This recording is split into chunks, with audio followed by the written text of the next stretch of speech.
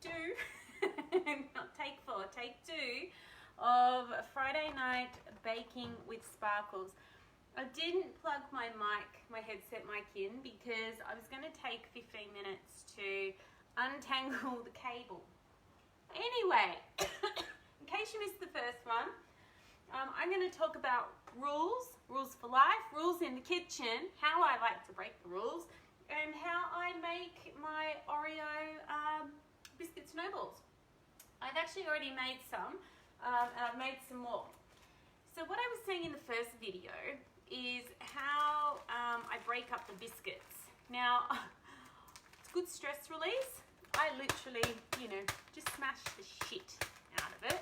But you have to be careful if you're smashing them in the packet, so the packet doesn't break open and you have biscuit crumbs fly everywhere across your kitchen.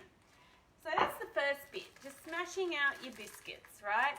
Now, my mum, my sister told me this story. I didn't see it, but when my mum was breaking up biscuits once, she put them in the car. Because some people like their biscuits for these things broken up really small. She put them in a bag and got in the car and she drove over them. She drove over the biscuits with her car to crush them. Sounds working? Awesome, well done. So you basically want to crush your biscuits, right? If you've got a food processor, sure, use a food processor. I like the crushing with a.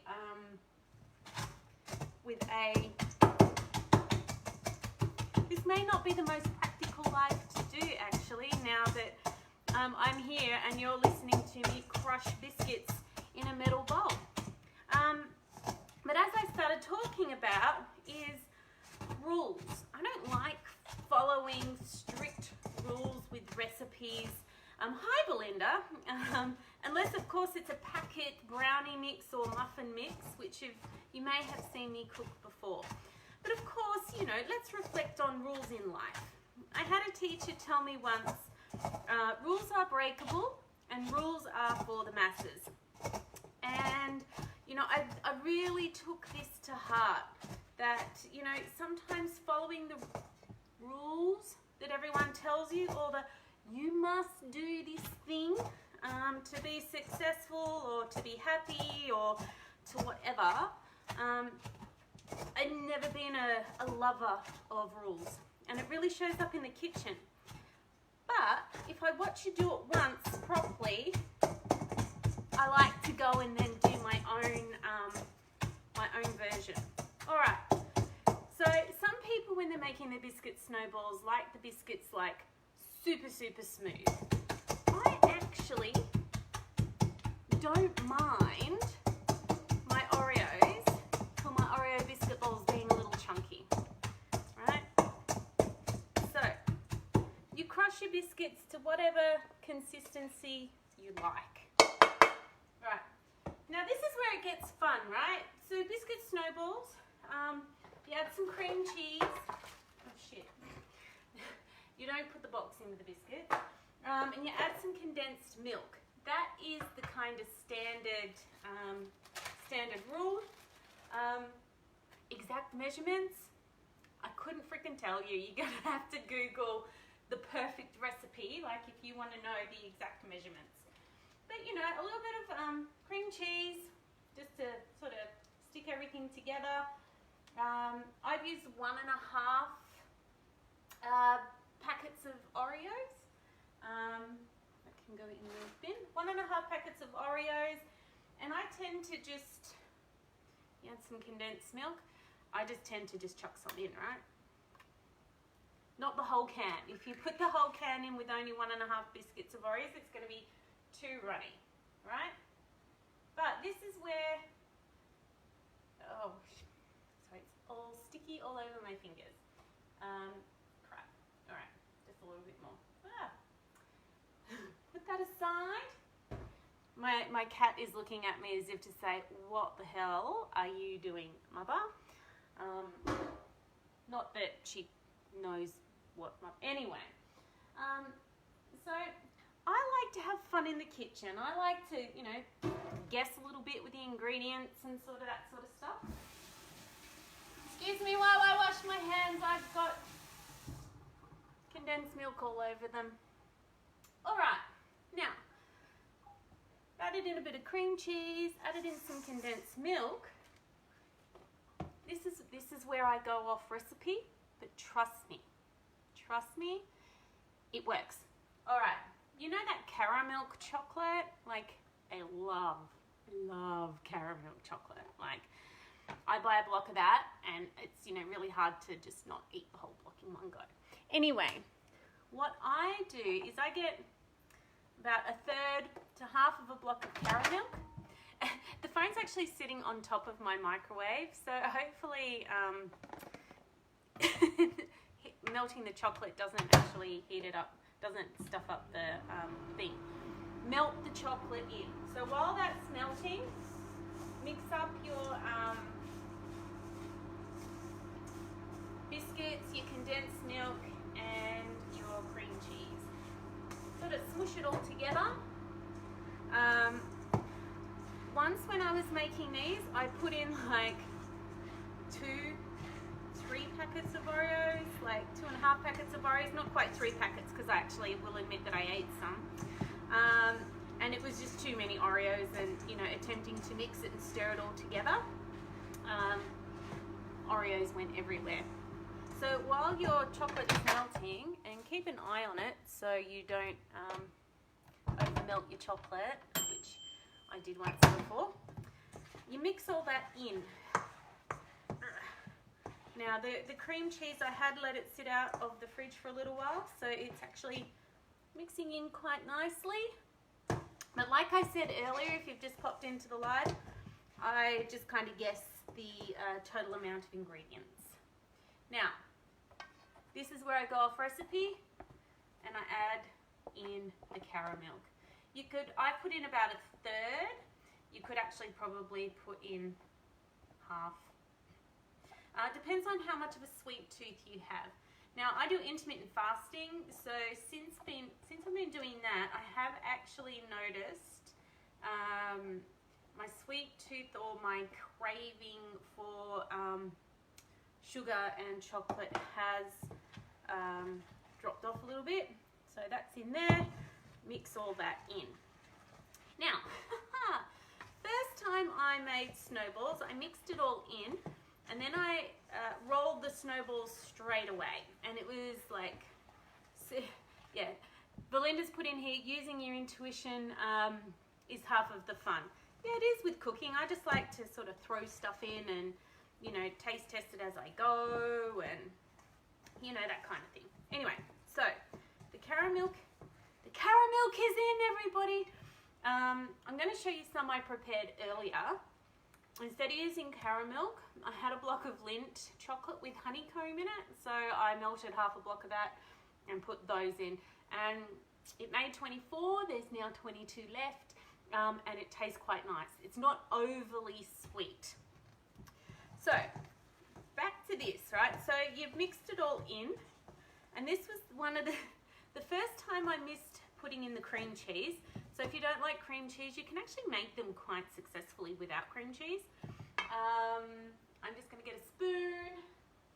But this was what I missed the first time, was like putting the ingredients in the fridge to chill for 20 minutes before you start rolling your balls. Wow, that sounded really wrong. And if it didn't sound really wrong, I apologize, because now you're thinking, wow, rolling balls. Yes, tells you where my mind is on a Friday night, and I haven't even been drinking. Probably shouldn't admit to that either. Anyway, you put your mixture in the fridge for 20 minutes and just let it chill for a bit. Yeah. You know, you want to chill before you roll balls, right? Belinda, you totally get it. Oh my gosh. This is friendly for young people, Facebook. So, come out. So I'm going to show you some balls that I rolled earlier. We got to go with that now because that's hilarious. Da-da-da-da. So you let your mixture chill, and while it's chilling, you get your bowl of coconut ready.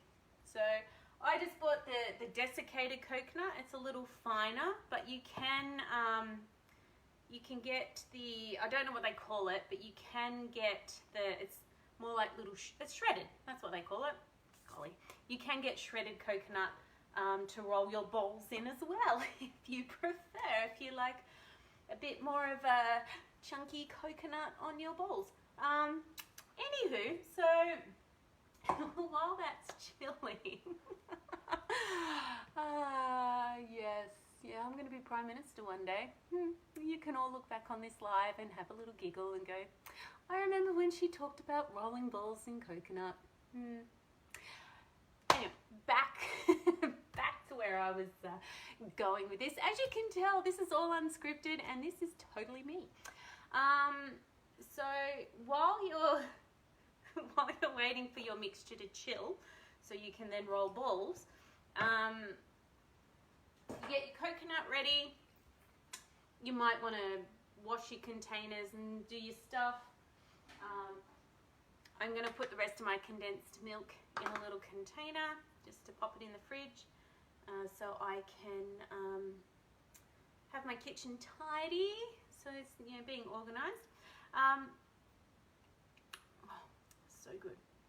So good. Sweet and sticky. Oh, golly. It's Friday night, Trudy. Golly, you need a boyfriend. Anyway, I'm going to stop talking now. No, I'm not. So that's how I make my balls, my biscuit balls, my snowballs. I'm sure if you Google snowballs or what is it, Urban Dictionary, I'm sure there'd be something rude about snowballs or something. But we're grown-ups here and we're talking about making desserts and not following rules. So sometimes my whole point is sometimes it is really good Vietnamese coffee with condensed milk. I don't really drink coffee, but okay. Can you put condensed milk in tea, or would that just be really weird, Richie? But yeah, so my point is sometimes not following the rules is good. It's fun. Rules are breakable. As my coach used to tell me, rules are for the masses. And as we've talked about doing this, sometimes just letting your intuition guide you is going to be the most fun and is really going to get you an amazing result. So I can keep talking for another 10 minutes, or I can come back in 15 minutes if you want to watch me roll balls and drop them in coconut. I reckon that's going to come back and haunt me for the rest of my life. But yeah, so yeah, screw the recipes. Go with your gut. Cook with heart. Trust your intuition. But that is the secret for my Oreo biscuit balls, is actually adding, you know, a third of a block of melted caramel chocolate to the mix. So sort of going off recipe a little bit like that. So yeah, I'm gonna finish this. I'll be back in about 10 minutes actually. So this is one of the ones I made earlier. So, you know, it's obviously flattened off because it's been sitting on the tray chilling in the fridge. So it's a really nice little texture inside. Not overly sweet. It's got the Oreo, but it also gives you a little hit these ones, tiny little honeycomb pieces as well. So I'm pretty happy with those, and I'll be back in 10 minutes so you can watch me roll balls. God, that just cracks me up. Anyway, if you have any questions, write them in the comments and I'll come back. And if you're watching the replay, put #replay. And if you want me to, I don't know, it's not even worth writing out the recipe, right? You'll just be able to tell by the texture if you've got, thanks Mark, if you've got too much in. So, here's something. So when I was making them, I think the last time, I put Baileys, chocolate Baileys in them, and they were just way too runny to roll into balls. So just way too liquidy and messy. So, you know, instead of throwing away the mixture or having to race down to the shops and buy more Oreos or, you know, just giving up and starting again, I put them into muffin trays. And so made little biscuits, more little like muffiny things, and swirled some chocolate into them that way as well, just for something a bit different. And so then, because they were in the muffin tray, once I put them in the fridge and they'd set, you could just sort of use a spoon to scoop it out. Somebody asked me if I'd like sprayed the trays or something so they wouldn't stick. Far out, man. I've only just started using baking paper. Like, what do you mean, spray the trays? Ugh. So this is not setting me up as a domestic goddess and wife material, but I'm good at other things. So that should compensate for potential lack of kitchen discipline. I'm going to stop talking now, because this is not a marry me off and sell my services live. This is making biscuits and talking about breaking rules and intuitive baking. Maybe that's what I should call this, Friday night's intuitive baking with Trudy Sparkles. And something you can do that I didn't do with these, because lazy, melt a bit of chocolate after you've rolled them and just drizzle it on. My sister does that. Her balls look really good, the ones that she makes. Anyway, I'll be back in about 10 minutes to roll some balls with you. If you're around, come watch me roll balls in coconut and put them on a plate and then put them in the fridge. Alrighty, bye. Finish. I can't reach the button. Oh yeah, it's definitely fancy when you put chocolate on it. Might have to make fancy balls. You know, make them pretty. Alright, I'm gonna go. Bye.